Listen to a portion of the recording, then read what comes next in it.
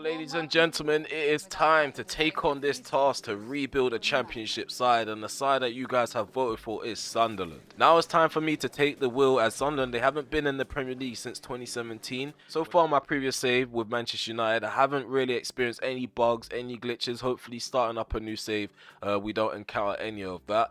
We are going to quickly do the settings. So we're going to have the transfer window disabled. We're going to enable international offers, strictness for negotiations on strict. And we're going to disable financial takeover. And the rest is Gucci. So we're going to be playing on ultimate. It's now time to set up tactically. I haven't taken a look at the squad overall. In fact, maybe that should be the first thing I do before I even set up the tactics. So I'm not going to sit here and pretend that I know much about Sunderland. So really and truly, I'm going to be learning about some of these players on the job. So it's a clean slate. I don't have any prejudice against any of these guys. I don't know if they're playing badly in real life. I don't know if they're playing sick. So what we're going to do, we're just going to take a look at the squad, see what we have, and then we're going to build from there and then create the system. So far, we haven't set up the tactics like I've already mentioned.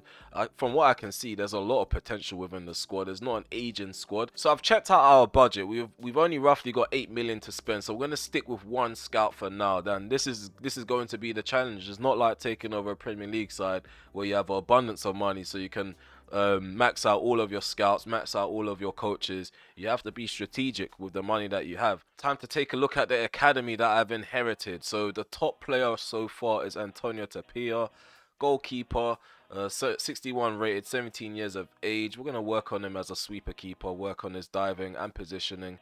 Not diving, I think it's reflexes and positioning and handling. We have another goalkeeper, Kadlec. I don't know if we need two keepers, but we're going to leave them. Getting rid of Pereira. Yeah, this academy is looking rather shocking. We are going to spice things up a bit. Not to worry, that's what I'm here for. I'm here to come and change things, create a new regime. Rome wasn't built in one day, so we're gonna have to build a foundation from here. So we've assigned a coach for each position. We've got a 4-star coach for goalkeeping and a 5-star coach for attacking, midfield and defense. So with our first season, I feel like these objectives are really achievable. When it comes to youth development, it's medium priority. They want us to sign 4 players and just sign 1 player for each position. Brand exposure, medium priority as well. Sign 1 young player. In terms of continental success, there's no objective for that. Domestic success, finished mid-table, reached around the 16 of the FA Cup and fight for promotion within 2 seasons. Now it's time to pick a pre-season tournament. I think we should play in the... What's Sunderland bearing in mind? I think we're going to play in the European International competition. So we're going to check back in with each other as we're about to begin the pre-season tournament. It's the 14th of July. We've got FC Andorra, Fortuna Sittard, and we've got Hibernian. Hopefully we get off to a good start in the pre-season and maintain an adequate level of performance. I'm not expecting these guys to hit the ground running right away with the system. We haven't even picked or selected our tactics just yet. If anything, we're gonna tweak the tactics as we go along, and I'll give you guys a quick recap and a rundown of what we're gonna start the season with. Speaking of starting the season, we have a huge game, a huge task at hand. We're gonna be playing Middlesbrough to kick our campaign off. We've got Sheffield Wednesday right after that and the Carabao Cup, and the list does go on. I'm not too sure how many games you're going to get for the first episode, but just know we're going to get right into the action. Hopefully by then we're going to build a bit of a rapport and we're going to be playing some decent football. We are regrouping together now. We have just completed the pre-season tournament. We won 3-1 in the first game, won 2-0 in the second game, and lost 1-0 to Hibernian in the third game. So as you guys can see, we finished second in the group with very few little games under my belt as the manager. I feel like our standout player is obviously Jack Clark. He stands head and shoulders above the rest when it comes to the final third. In terms of Bar, he's going to be a massive talent, only 19 years of age. And something else I deeped while I was playing in the preseason, that this squad is very young with a good amount of potential. There's a few older players that have a bit of experience. They'll probably last a season or two, but we could probably build around the youth. And then you got other players like Dan Neil. He's really young. I didn't realize he was this young. 21 years of age, overall 71. He's obviously going to be someone that we can build our midfield around. And one other player to talk about. I know some of you guys are expecting me to use Joe Bellingham right away, but yeah, it's a results kind of business, and we need to make sure that the first team has a bit of balance, has everything else running and ticking before we can start implementing the youth. Guys, talk about pressure for our first match of the season. It's gonna be the Teesware Derby. We're gonna be taking on the likes of Middlesbrough. Like I said at the start of the episode, Michael Carrick and his boys are going to be the first stop in our road to getting promotion in the Premier League. Hopefully we can get off to a flying start. We are going to talk a bit about the tactics. So Boro, they're going to be using a 4-2-3-1 formation going into this encounter. Sam Greenwood is their key attacking player, so he's the one player that we need to look out for. I'm not too familiar with their tactics, but from what I can see, defensively out of position, they tend to sit deep. Offensive style, they're disciplined, they attack patiently. Okay, so we're going to try to take it to them just by reading that. So this is our philosophy. We're going to be using the 4-2-1-3 formation for now, simply because of the personnel that we have in our squad. We have more defensive-minded midfielders and attacking-minded midfielders than balanced midfielders. So we're going to have to set up like this. We are going to be doing some sort of hybrid tactic. So when we switch mentality, the style is going to change. So sometimes Neil's going to be operating as a box-to-box midfielder. Sometimes he's going to be operating next to Equa. Again, I don't know how to say his name. Hopefully I haven't butchered it. In terms of the tactics though, we're going to be using wing play as our tactical vision with the defensive style of pressing on a heavy touch. In terms of the team width, it's on 55 and the team depth is on 63. Offensive style is going to consist of a fast build-up. Chance creation is going to consist of forward runs. In terms of our width, we have it on 70, and we're going to try to get a balanced amount of players in the box. Also try to balance out the corners and the free kicks. So about to head off into our first game as manager for Sunderland, and we haven't made any changes to the starting 11 simply because these are the players that did stand out for us in the preseason tournament, and I do want to get off to a strong start. So without further ado, let's embark on our journey with a victory. Come on, let's go. Let's bag the first 3 points of the season. The game is on the way at the Stadium of Light. We're attacking to the right, Middlesbrough, they're attacking to the left. Let's showcase what we've been working on throughout the summer. Let's go. Bart was a rash challenge there. Referee need to speak to him when the game stops. Bart plays it in the centre. Rusin, left foot strike outside the box with the first attack. With the first attack, we found the top right corner. Dieng beaten from outside the box. The Ukrainian striker has struck first for the Black Cats. Look at that. Ball played on the inside by Bart. First touch by Ruskin was to open up his body, get the ball under control. And he just finds his spot and just nails it. Shirkin tried to play it to Dan Neil. Passes blocked off. Let's go. Daniel Ballard. Neil. Shirkin. There we go. We've got Clark on the left-hand side now. Gonna cut in on his favoured right foot. Go on, Clark. Go on, someone in the centre. Anybody. Oh, I tried to find Bar. The pass was deflected. Oh, Patrick Roberts. No luck there. Neil. Turns. No options. No options. Have to switch that play to the right-hand side. Bar into Pembele. Gonna dink over the top into Rusin. He's in the penalty area. Gonna find someone back sticks. No. Fry gets that out and is followed up by Sam Greenwood. Equa heads it down into Neil. Right now we have a decent spell of possession and then we go and give the ball up. So it's half time. I feel like there's a lot of work to be done. Definitely in the possession department. Retention's really poor, and even the quality of the passes is just completely lacking. McGree, well done Equa. Get the ball forward. What is that, Pembele? It's a simple ball into the gap. Hit it with a bit of pace. Bar can run onto it. McGree. Shot from force. Good block there. Come on. I'm not even locked on. It is not even bothered to lock me on. Sam Greenwood has smashed it home for 1-1. It's an equaliser for Middlesbrough. It's really unfortunate there. This is the moment where I'm supposed to get the ball cleared. Look. Clear that out, O'Neill. Throw your body at it. Don't just ball watch. And play it in the gap. Rusin. First touch decent. Anyone giving him an option? No other option. Come on, Pembele. Got Neil on the edge of the box. Right foot strike from Neil. 2 bangers in this game. 2 bangers in this game. And this is what I know the championship to be. Whenever I watch highlights, it's just pure bangers. Pure bangers. And 2 of them going in the way of Sunderland. First touch out of his feet. On the outside of his boot was the second touch. And he finds the same corner, the same angle as Rusin in the first half. And we can't string passes together, and we have to hope for a long shot to fly in. We're not going to get too far, are we? Well done, Equa. Referee, speak to Sam Greenwood. He's kicked out at him. He's kicked out at him. Go on, fans. Amp it up. Amp up. Players, amp up. Red card. Red card. Only a yellow. Only a yellow. Come on. Oh, well done, Bar. Tracking back, helping out his fullback. Pembele.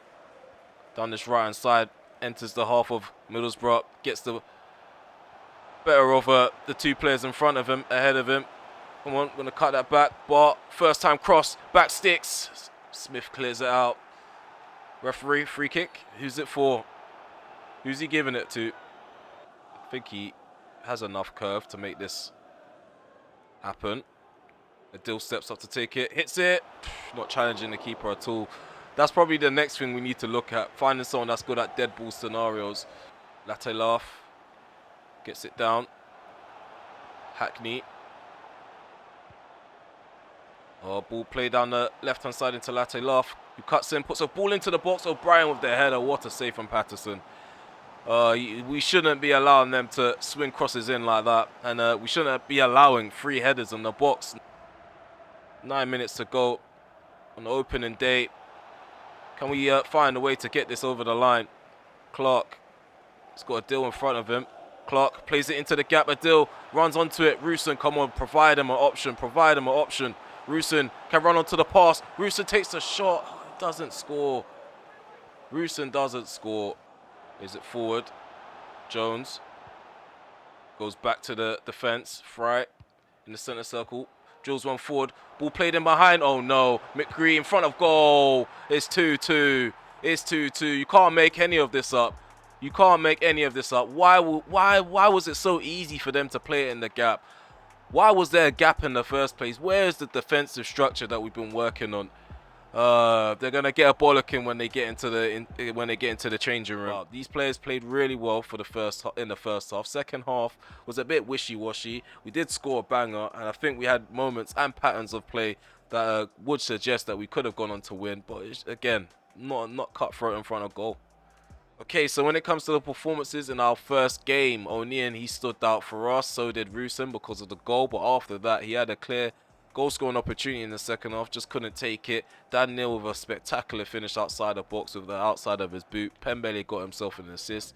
I think the rest were, I'll say they were above average for me. But below par was Patterson. Didn't do well for the first and the second goal, and Evans, he didn't come on and make a difference. If anything, he came on and he left a massive hole in our midfield. So I wouldn't have wanted to go out like that, conceding a late equaliser. But given the fact that we're playing against a side, or we played against a side who are also favourites for either playoffs or automatic promotion, I feel like we've done well. It's our first competitive game under our belt. Next up, we have the likes of Sheffield Wednesday. We have Barrow in the Carabao Cup first round. Is it the first round or the second? I actually can't remember. So given the fact we played against a side who are also favourites to make it into the Premier League, whether it's through automatic promotion or through the playoffs, I feel like yeah, we played really well. We were hard done by to concede a last minute equaliser, but we kind of did it to ourselves, making those sorts of changes and not bringing on credible players. I didn't really like Corey Evans in the preseason, so I'm not too sure why I left him on the bench, but yeah, we're going to learn. We're going to learn as we go along. Next up, we have Sheffield Wednesday. After that, we're going to have Barrow in the first round of the Carabao Cup, and we're going to cap the episode off against Southampton. So Jaden Berry has come back with our first scouting report. So we've got Ethan Bernard. We're going to go ahead and sign him. Who's this? Ollie Burton. We're going to keep him around. Michael Allison. We're going to sign him. Who else? We have Nicholas Warner. Yeah, I don't think he's probably going to make the cut. Oscar Cook, we're going to leave him around. So our first report isn't perfect, but we are a championship side. We're not expecting to have world beaters in our, or future world beaters in our academy off the rip. We're gonna have to make do with some of the guys that the initial scout brings back. So I've already pinpointed a target for the January transfer window for the number 9 role, as we are really thin in that position. So we've got the likes of, I think his name is Adam Adar, Troy Parrott, he stands out as well. I can't find Adar right now. Tyrese Campbell will probably be a a shout, so we've got to wait for his report to come back. There are a few faces that I'm familiar with. So when it comes to the number 9 role, we definitely need to address it, because I feel like Rusin's only as good as his competition. Rusin, he missed a clear-cut opportunity in the second half. He didn't have too much pressure on him, but I feel like a clinical striker would have buried it. As you guys can see, after Rusin, the quality completely drops all the way down to 61 in Mienda, who's only 18 years of age. So we don't even have much experience now that I think about it. I have spoken about the youthfulness of this squad, and I spoke about it in a positive light, but there are a few negatives as well. If you don't have much experience in your squad, don't expect the players to know how to close out a game. So Sheffield Wednesday, they're up next. They use a counter-attacking system. This will work perfectly for us, because we do tend to want to have the ball a lot more than the opposition, and if we can make our chances count in this game, not like the way we did in the other game, then there's no reason to why we can't bag our first 3 points in the season. I want it to come thick and fast. I don't want to go a streak of games without actually picking up a win, because yeah, that won't do us any favors when it comes to confidence. Okay, we're representing Sunderland in our pink jersey, in our away kit. We're attacking to the left. Sheffield Wednesday, they're attacking to the right. Backinson, good interception by Neil in the centre circle. Got Patrick Roberts, backheels it. Nice flare pass into Neil. We play Rusin in behind. Rusin on his right foot. Rusin takes a shot across the keeper, and yet again he lets us down. Bar plays it to Patrick Roberts in the centre. Roberts, Neil, gonna try to return it. Oh, we don't play it to Roberts, we give it to Rusin instead. Rusin on his left foot takes a shot. There's a block in by Orfa. Ball cleared out momentarily. Bar with the header into the penalty area. Dawson can pick up the loose ball. Clark on the ball. Still has it under control. Gives it to Shirkin. He returns it. Clark. Rusin played in behind. Rusin in front of goal. Rusin tries to get the shot off the Sean Bernard. Cuts across in time. But there's a mistake at the back by Orfa. Come on, let's punish them. Neil. Oh, that's a poor shot, man. Aqua needs to work on the shooting. We'll cross him by Bannon. Oh, come on, stop that. What's Patterson doing? What is Patterson doing? He's just Superman punched the ball when he could have just caught it. Luckily, we survived that. But to Rusin. Oh, referee, watch these guys with their poor challenges. Rusin does well to keep his balance and keep the ball. What's Patrick Roberts doing? He's not really providing an option. He does well there to lay it off into Neil, and he gets the shot off. Dawson at the near post makes a fine save. Rusin, come on, we're looking for a ball in behind. We find Rusin again. Rusin, come on, make them pay. Make them pay, Rusin. We hit the post. We hit the post. You can't make any of this up. We've hit the post. On a stroke of half time, it's still 0-0. How? I don't know.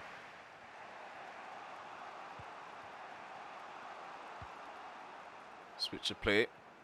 Clark plays it down the line. Got Shirkin inside the penalty area. Shirkin cuts it back. There's Rusin. Rusin in the box. Oh my goodness me. But Rusin, come on, slip him in. Slip him in. There's Patrick Roberts. There's Patrick Roberts. There's the first goal. 1-0 to Sunderland. Definitely well deserved. We have definitely played them off the park. We earned our stripes there. If anything, we should be 2-3, maybe even 4-0 up.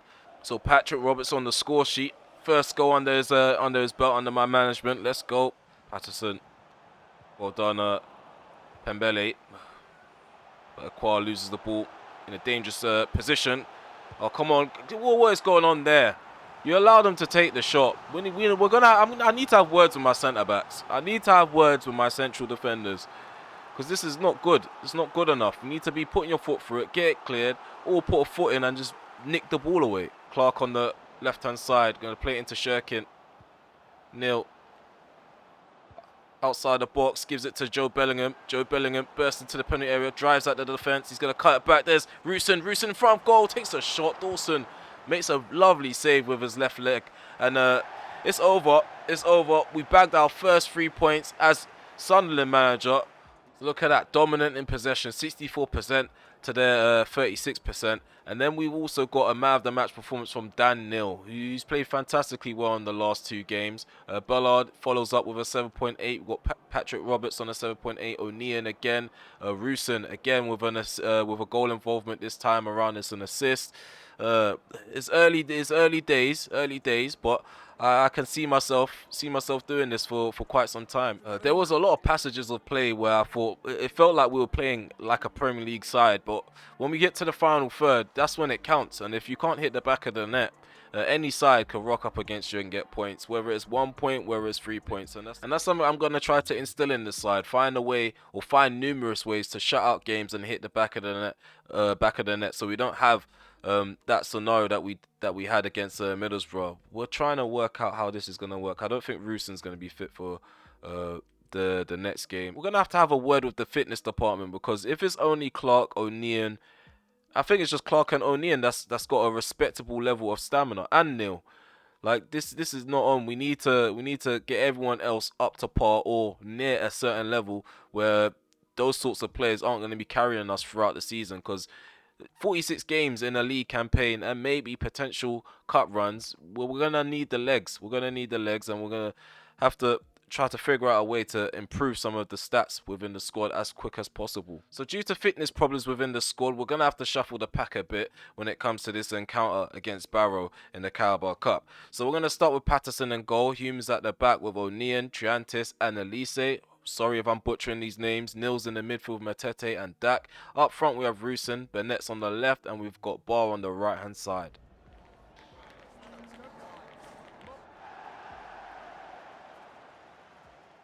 Triantis switches play to Hume.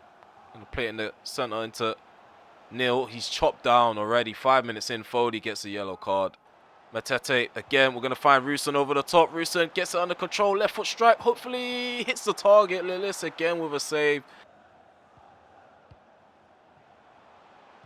Just moving this ball fast and sharp. Oh, Dak in front of goal. Dak. Oh, what a move. What a finish as well at the near post. It's 1-0 to Sunderland. And that caught me by surprise. We were moving the ball fast and sharp. I didn't expect him to take the ball down perfectly. And the strike alone needs a round of applause. It wasn't too much power put behind it. It was just more placement than anything else. I thought I was just going to go into this save and just stick with a group of players, a set group of players, but it seems like players like Matete and Dak, they are useful. Intercept that pass, Patterson. Matete flicks that on. Elise into Bennett. Does really well to send the man flying. Got a bit of a kick out on himself. Oh, what a goal, what a goal, what a goal. Look at that football. Look at the football that we're playing. RemelHD ball in full effect, or Rem ball in full effect, I should say. Matete on the score sheet after being called up. Didn't really have much faith in him. It's up the line. Good challenge by Triantis. Hume into Bart. Got Dak on the ball. He's going to give it to Rusin. Rusin finds Matete on the inside. Matete finishes it. That's a brace from the central midfielder. And he's definitely put himself in first team contention for the next game. If I didn't have to rotate in this match, this guy probably would have sat in the reserves until my hand would have been forced. It's a good thing my hand was forced in the first episode, so I can learn about these guys. He does feel like a top player. Gives it to Worrell. He's trying to burst into space and try to hold them up. Spence. Ball played into the gap. Worrell.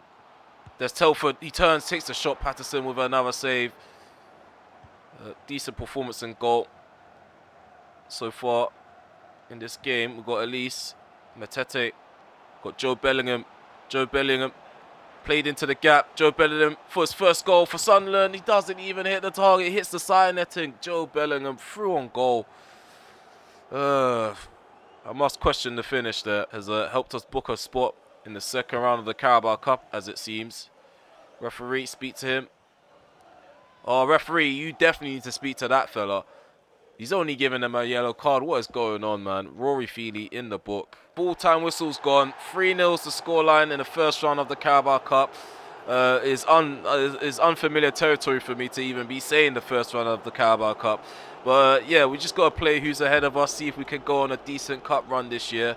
And yeah, the rotation's going to do us some good, especially for the league. These sorts of players like Jay Matete, they need some sort of platform to be propelled into the first team, and I feel like him getting a brace has definitely put him in contention for the next game against Southampton. And this is the issue with not giving championship sides their third kit, or having a third kit as a championship side, or as a championship side having a home kit that looks exactly like the away kit or similar colours, because there's going to always be a kit clash when it comes to these sorts of teams that use stripes, and it just doesn't make sense. It really doesn't make any sense. So it looks like we're giving Dak the game time afterwards. Bar, he's really tired. He's shot for energy right now. What we're going to do, instead of having two wingers on the bench, we're gonna put Joe Bellingham on the bench instead. I feel like Joe Bellingham, he can possibly drop into the number 8 role if things get a bit sticky. Adil, he can replace Dak if he gets way too tired. Rusin, I don't know what to do with him. He's literally our lone trusted striker, because I haven't tested out Mayenda just yet to say he's trusted, and looking at his pace, I'm not too sure how I'm going to use him within this system. The Stadium of Light is going to be hosting Sunderland and Southampton now. The last game of this episode, I want to end it with a bang. So Sunderland had any sort of sense, they should have gone with a black away kit. And if they do have a third kit, EAFC, where is their third kit? Because this is not going to be a fun experience. Here's Rusin. Rusin turns, takes a shot. McCarthy with the save. McCarthy with the save. We've got a corner kick out of it. Breed gets his pass intercepted. We've got Neil. He turns. He finds Clark down this left-hand side. Clark plays it on the inside. Rusin cuts in on his right foot. Rusin gets the shot off. Tries to find the bottom right corner. Maybe Dak would have been a better option, but it's always worth a try. You need a bit of confidence with your striker. Hoof this up the pitch and just hope that we can get a flick on here. Clark does well, finds Elise. Elise on the ball.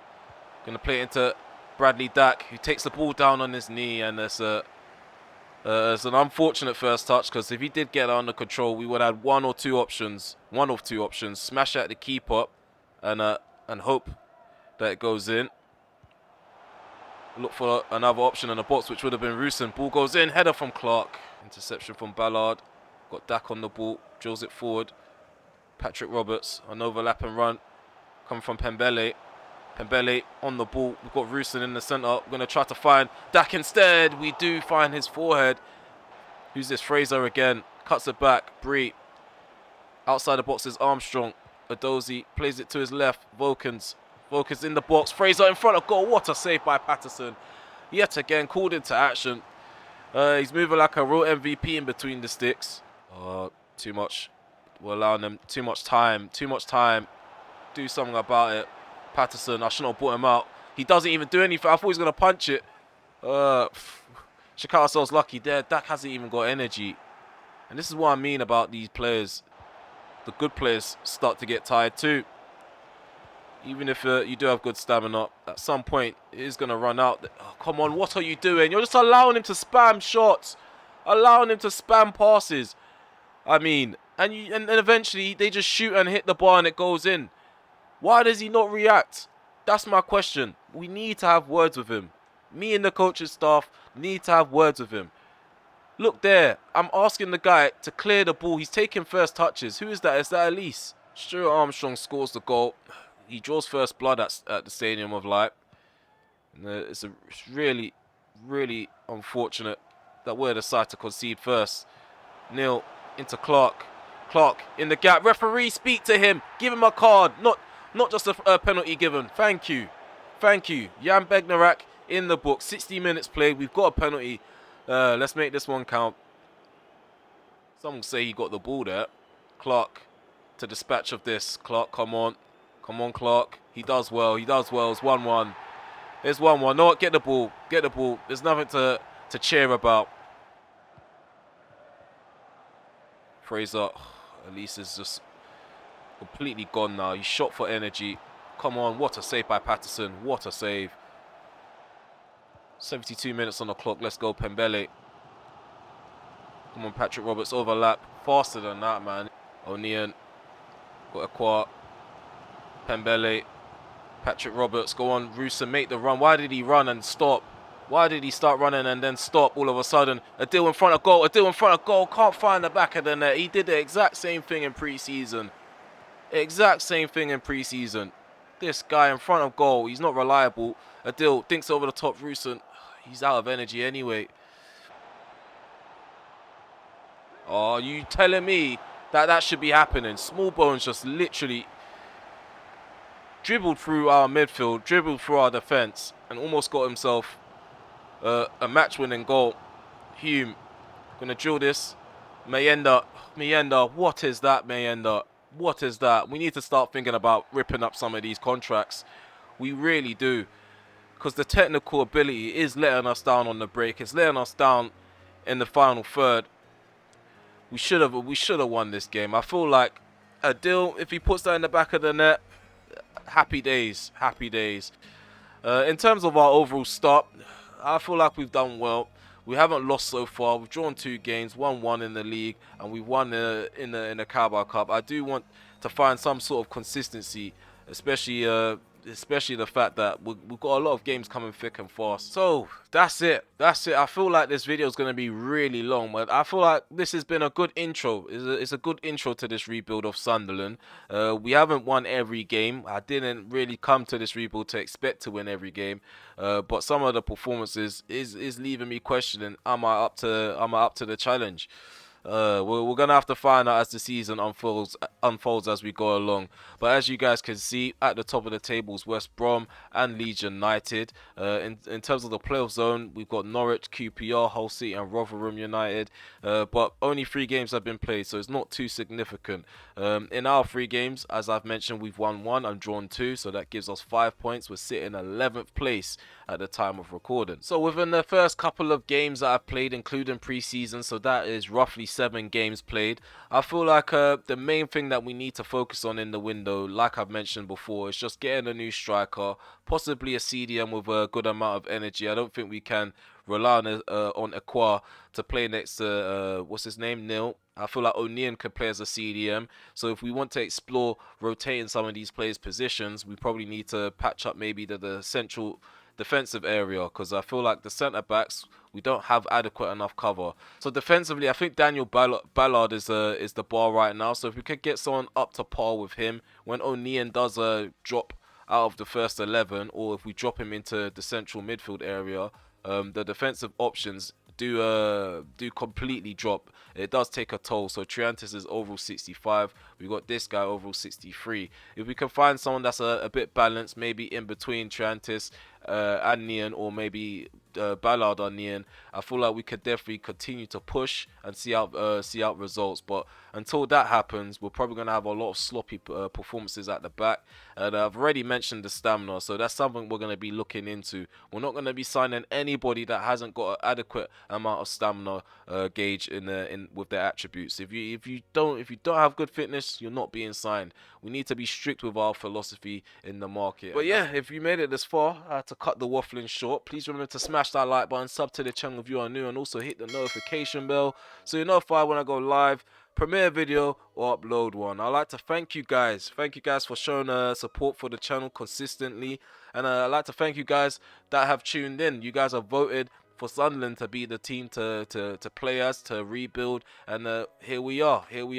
Hopefully things do end up picking itself up, because yeah, it's a real culture shock. It's a real culture shock to me, not being able to ping the ball as often as I'm used to. Hopefully we do find a striker as fast as possible, and if we do have the opportunity to scout one before January, who knows, maybe we can throw them into the firing line, because right now Rusan, him alone, he can't carry us into the Premier League. But yeah, hope to see you guys for episode number 2. Take care for now. Peace.